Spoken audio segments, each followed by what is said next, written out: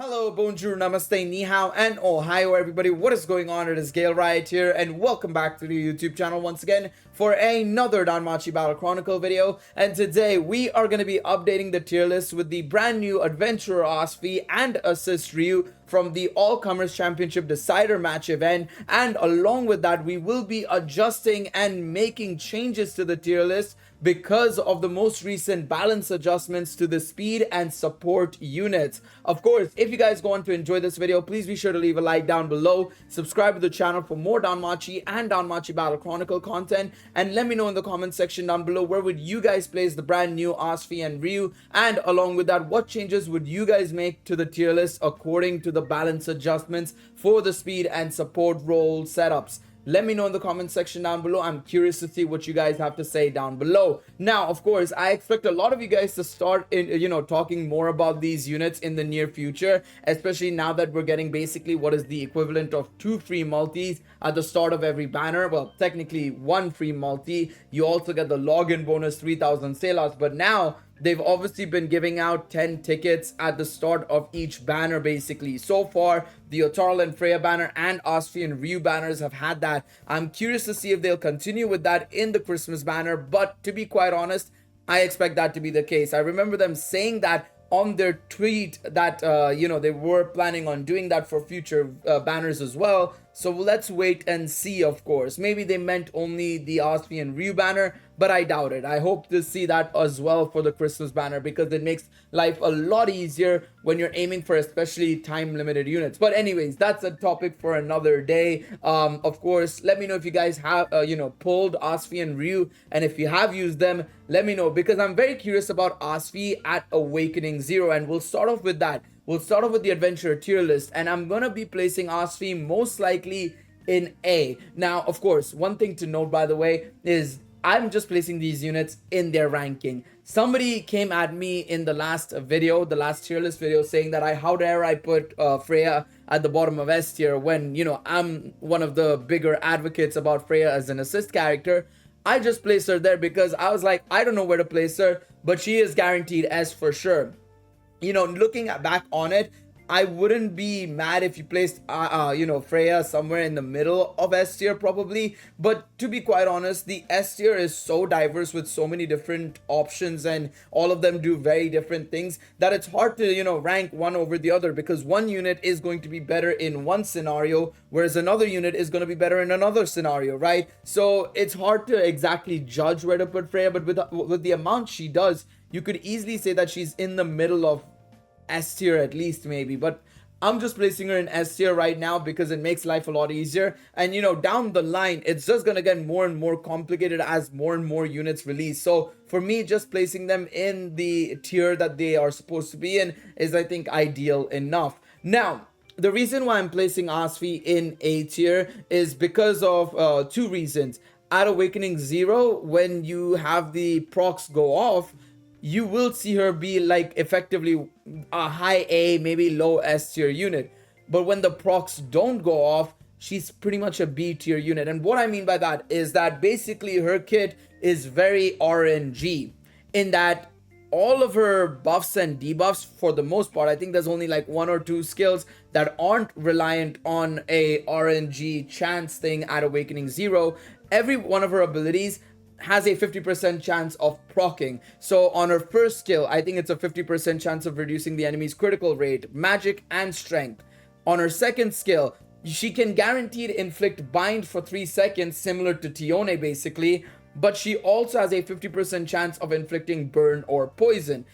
Then on her main skill, her special move, that is, I say main skill, her special move, she is able to reduce the enemy's endurance, that is guaranteed, but then it's a 50% chance of reducing earth damage, which, I mean, like, come on, why is so much of her kit like, based on that 50% chance? Because if you don't proc that 50% chance, I mean, I'm not gonna lie, all she has is damage realistically with the ability to drop the opponent's defense for a limited amount of time on her special move, and the ability to bind a unit.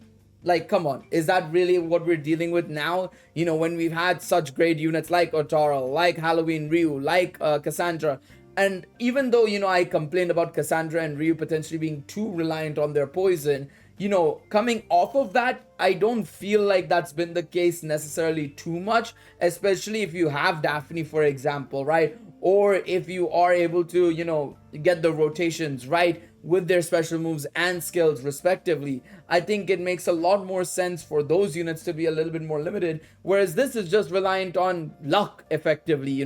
This at least is based on skill. Cassandra and Halloween Ryu being able to keep that uptime going. You know the timer, it's in your hands to control the poison effect for those two units, whereas for Asfi it's all chance based. And I mean, I'm sorry, but that makes her an A tier unit. Now, of course, at Max Awakening, it becomes a guaranteed proc. There is no chance anymore. Everything will guaranteed hit. Now, that to me puts her higher up for sure compared to other A5 units, of course. A tier, maybe low S tier, like I said.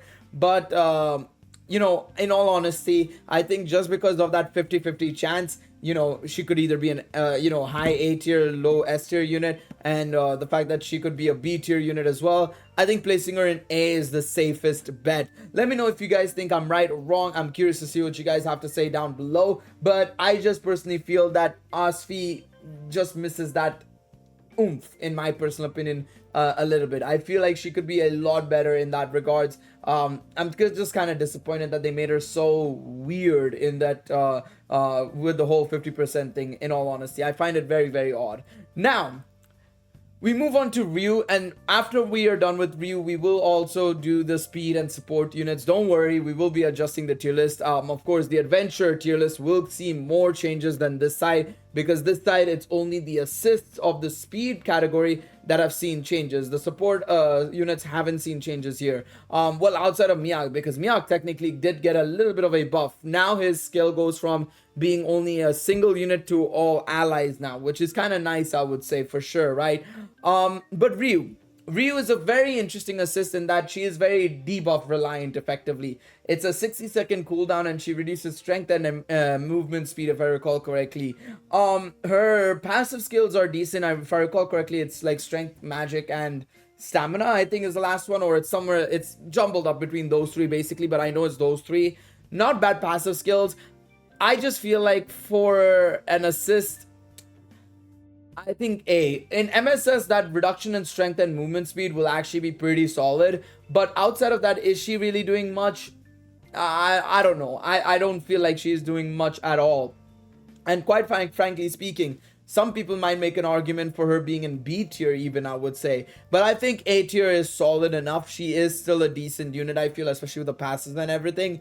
And I feel like the ability to obviously debuff the enemy and also reduce their movement speed can come in handy. Of course, we've seen Loki being used tremendously in, MSS and stuff. And of course, while MSS has not seen the same amount of players as it previously did, I feel like, if you are still going into the game mode and you're going to be using an assist, Ryu is a good option. Now, beyond that, and the scope beyond that of Ryu's abilities and stuff, I don't know. I feel like maybe, she could easily be a B tier potentially as well. Like I said, in certain situations, I feel like there's just way better options when it comes to, assists, I feel. So, yeah, I'm going to place her in A as well, I feel. Should I be a little bit harsher? No, I don't feel like being harsher. I feel like that reduction in strength and reduces movement speed will come in handy for sure. So I want to put her in A, I feel. Nah, I'm putting her in B. We'll put her in B. You guys can let me know if I'm right or wrong. Maybe it's because I haven't used her that much outside of the trial quest. You guys can let me know if you find her way more usable in other modes as well. But I feel like just based on what's above her and, everything around her, I feel like she's a B tier unit in my opinion. I feel that way at least. But yeah, you guys can let me know. I'm curious to see what you guys have to say down below. Now, speed roll units. Let's talk about them first. And quite frankly speaking, I have no desire to change them because, to be quite honest, they didn't really get changed that much. And if they did get changed, it was kind of negative, arguably, right?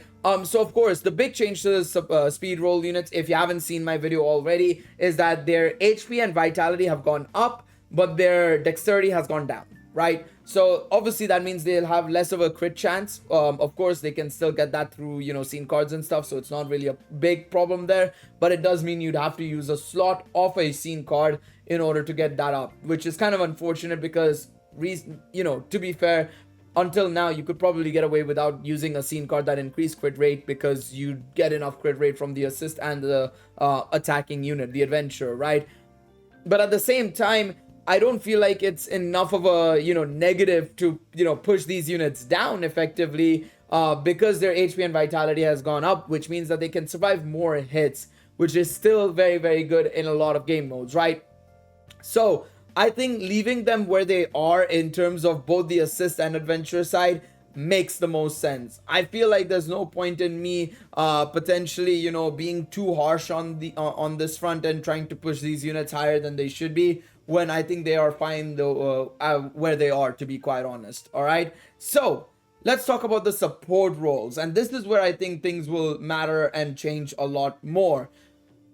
These guys got the bigger buffs, of course, right? Their healing and their pass multipliers have gone up quite a bit. I think Riveria is now most certainly a B tier unit for sure. I think Bet as well we can put up into B tier. I feel like he's seen a lot more usability recently in various game modes and stuff. So I think I'm gonna push Bet up to B. I still feel Mikoto's probably the weakest UR at this point in time. I don't think that's gonna get changed that much. Harim is a little bit better, not significantly better. Some people in my comment section, when I made that video going over the speed and support role buffs and balance adjustments, some people said in that in the comment section of that video that it's good enough, it's not that crazy. So I think I'll keep her in A for now.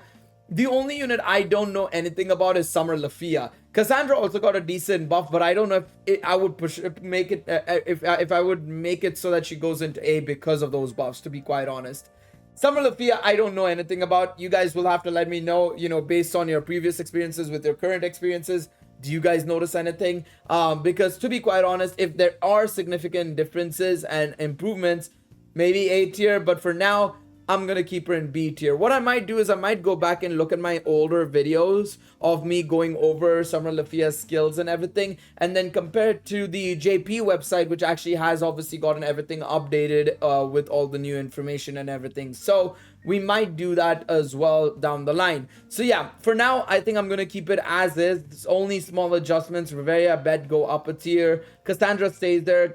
Summer Lafia potentially will go up. Again, I'm not sure if I can find the exact comparison between these two units. I've been looking super hard with other people and stuff, but I might have to just bite the bullet and see if I can track down my older video where I went over Summer Lafia and see if I can actually find out what the values were and everything. Actually, let's see if we can do that right now. So let me check. Danmachi Battle Chronicle, Summer Lafia and Riveria. Okay, Firefox decided to get a little bit stinky there. Let's take a look at the Should You Summon. The Should You Summon should have it, I feel. I feel like the Should You Summon should have it. Let's see if we can have a look and see, maybe compare the two characters. Let's see here.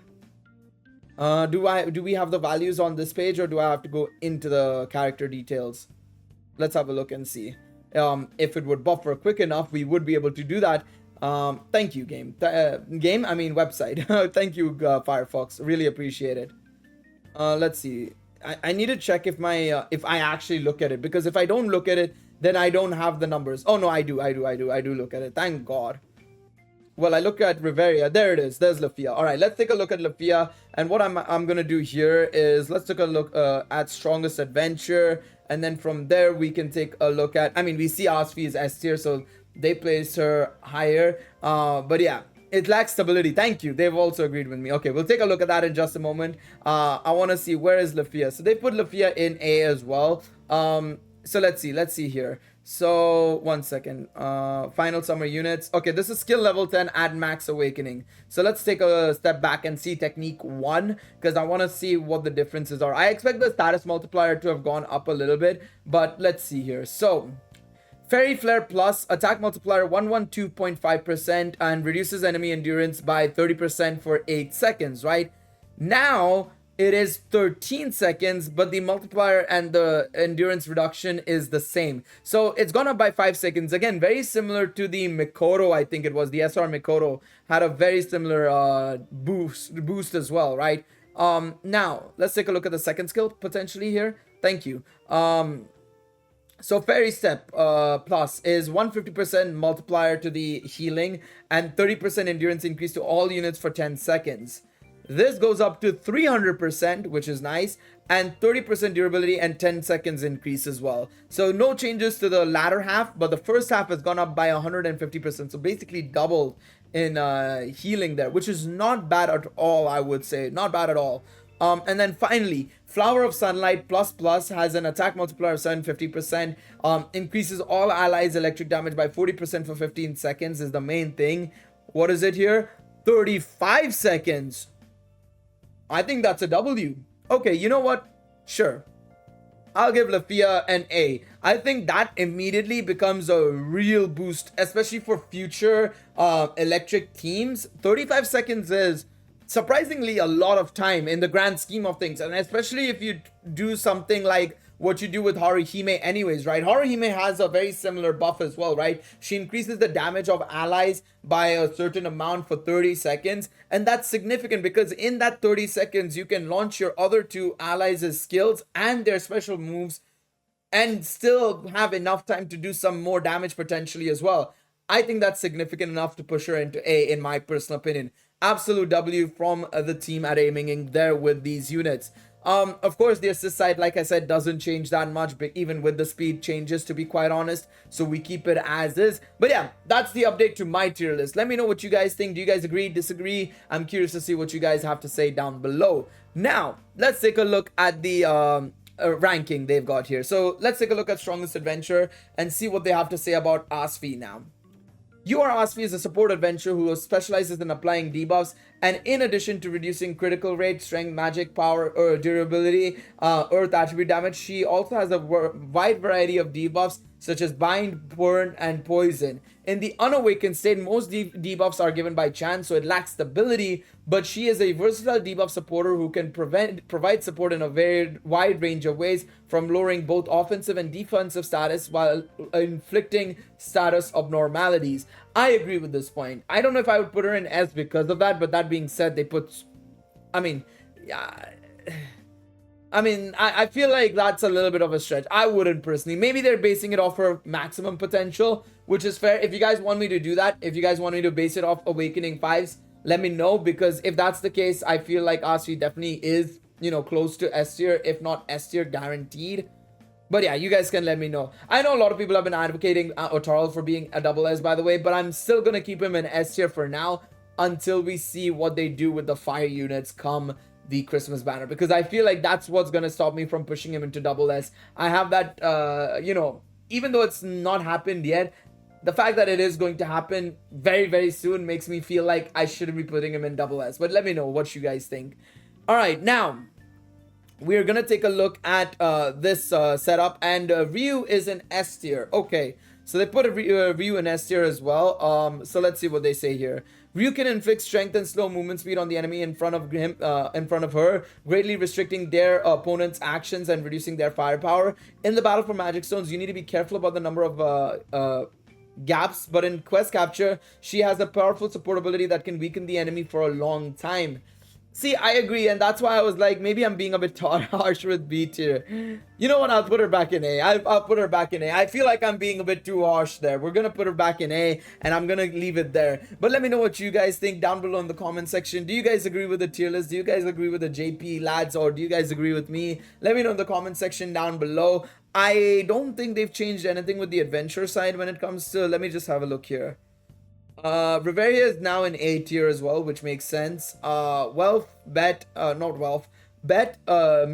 and Aisha are in B tier. Summer Lafia is in A tier now as well. So yeah, it's pretty similar. It's pretty similar. Let me know what you guys think in the comment section down below. Like I said, if you guys enjoyed this video, remember to leave a like down below, subscribe to the channel, and I will see you guys in the next one. Until then, take it easy, everybody. Bye-bye.